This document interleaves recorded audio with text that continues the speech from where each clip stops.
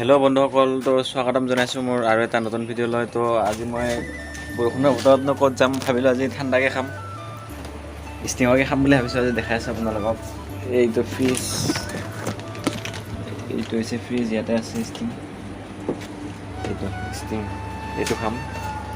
আৰু ইয়াৰ বিষয়ে মই কিছুমান এটা দৰকাৰী কথা ক'ম বুলি ভাবিছোঁ আপোনাৰ লগত। আৰু এই ষ্টিংটো হ'ল, ধৰি লওক যিবিলাক মানে 18 বছৰৰ ওপৰত তেওঁলোকে এইটো খাব পাৰে।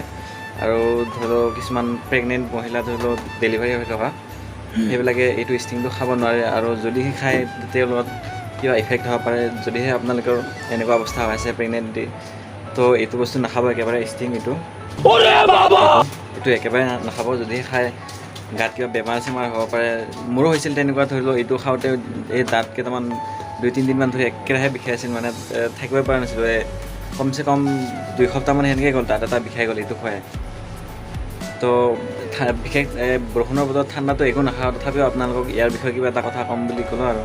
তো এতিয়ালৈকে বাই। আৰু যদি ভাল লাগিল ভিডিঅ'টো ছাবস্ক্ৰাইব কৰি দিব, লাইক চাইক মাৰি দিব।